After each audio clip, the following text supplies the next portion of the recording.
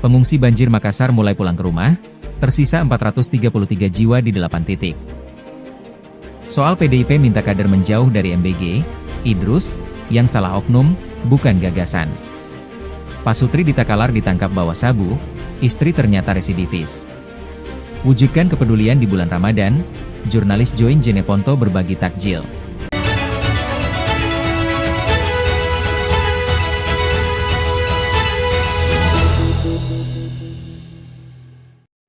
Jumlah warga terdampak banjir yang masih bertahan di lokasi pengungsian terus menurun.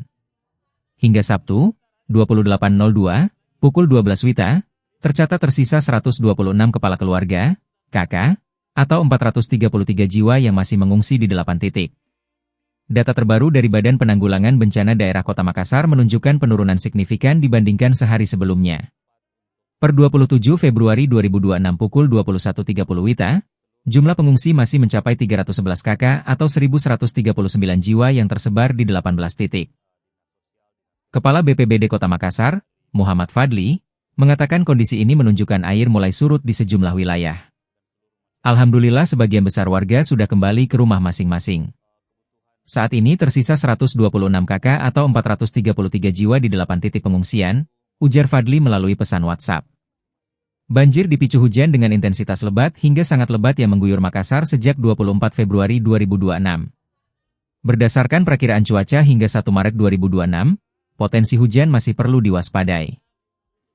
Di Kecamatan Manggala, pengungsi kini tersisa 69 KK atau 235 jiwa yang tersebar di 6 titik aktif, antara lain Masjid Jabal Nur, Masjid Al-Mukarramah, Masjid Ar-Raid, Masjid Al-Mutakin, Posyandu Anyelir, dan Masjid Al-Anwar. Sejumlah titik lain sudah dinyatakan kosong, singkatnya. Sementara di Kecamatan Biringkanaya, tepatnya di Kelurahan Katimbang, masih terdapat 57 KK atau 198 jiwa yang bertahan di 2 lokasi yakni SDN Pakcerakang dan Masjid Nurul Ikhlas Kodam 3.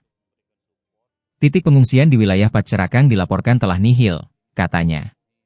BPBD Kota Makassar memastikan aktivitas tanggap darurat tetap berjalan.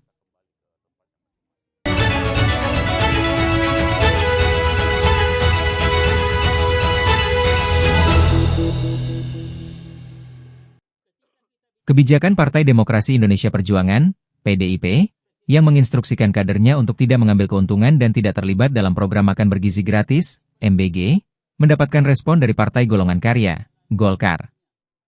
Wakil Ketua Umum Bidang Kebijakan Publik Golkar, Idrus Marham, ini kan persoalan kadang-kadang kan kita bedakan.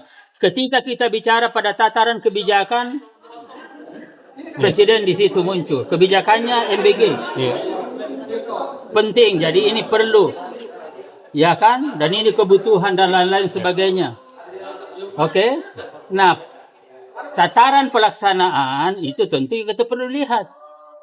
Ini bukan persoalan kebijakan, tetapi persoalan pelaksanaan. Kan ini kan tataran pelaksanaan. Ya, nah kalau pada tataran pelaksanaan, ya tunjukkan bukti-bukti siapa yang menyeleweng, siapa yang menyimpang. Kalau ada data faktanya juga sampaikan kepada saya. Ya selaku Wakil Ketua Umum Partai Golkar, saya akan menyampaikan ini nanti. Dan tentu ini menjadi bahan evaluasi, bukan kebijakannya. Iya. Gitu loh. Golkar. Kader-kader yang punya dapur. Iya, kader Golkar yang punya dapur. Enggak, saya sampai pada hari ini saya belum monitor itu. Ya tentang dapur-dapur itu, tapi ini yang persoalan. Nah, malah sebenarnya lebih jauh itu Golkar bahwa MBG itu juga jadikan sebagai momentum untuk menciptakan entrepreneurship di masyarakat. Bagaimana misalkan rakyat kita libatkan dan di situ menjadi pelaku-pelaku sehingga mereka belajar bagaimana kita mulai dari yang kecil-kecil itu. Oke. Gitu loh ya. Oke. Siap.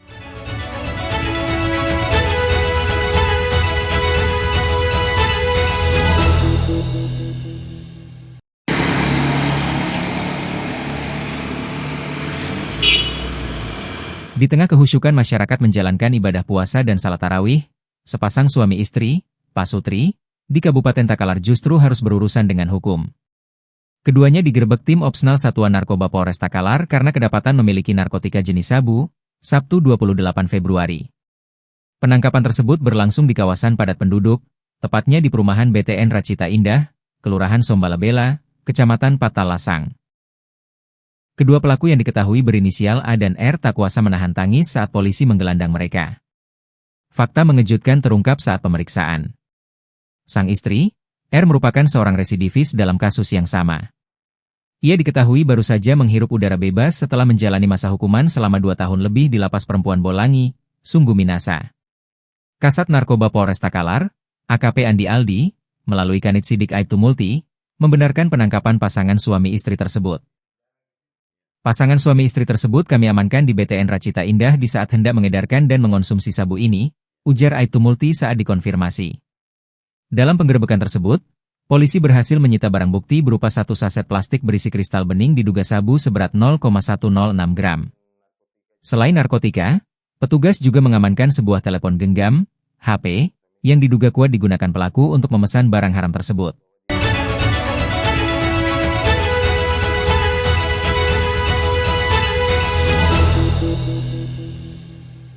Jajaran Dewan Pimpinan Daerah, DPD, Jurnalis Online Indonesia, JOIN, Kabupaten Jeneponto menggelar aksi sosial bertajuk Berbagi Berkah Ramadan, Jumat 27 Februari. Dalam aksi ini, para kulit tinta tersebut turun ke jalan untuk membagikan takjil gratis kepada pengendara yang melintas di pusat kota. Kegiatan yang dipusatkan di Simpang 4 Patung Kuda, tepat di depan Mapolres Jeneponto ini, dipimpin langsung oleh Ketua DPD JOIN Jeneponto, Arifudin Lau.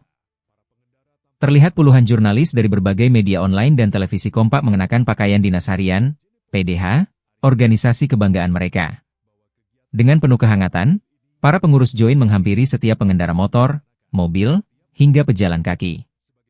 Paket takjil berupa makanan ringan dan air mineral diberikan secara cuma-cuma sebagai bekal berbuka bagi warga yang masih terjebak dalam perjalanan.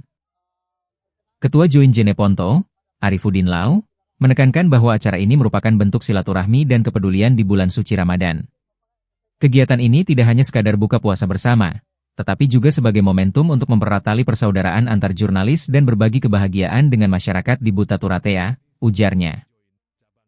Sosok yang juga merupakan mantan anggota DPRD Jeneponto ini mengajak seluruh anggota untuk terus aktif dalam kegiatan sosial guna memperkuat peran media di tengah masyarakat. Menurutnya, jurnalis harus memiliki andil nyata dalam aksi kemanusiaan. Selain mewujudkan bentuk nyata dari komitmen kami sebagai jurnalis untuk tidak hanya memberitakan, tetapi juga terlibat langsung dalam aksi sosial. Ramadan adalah bulan penuh berkah, dan melalui kegiatan ini, kami ingin menyebarkan semangat berbagi dan memperkuat silaturahmi antar insan pers di Jeneponto.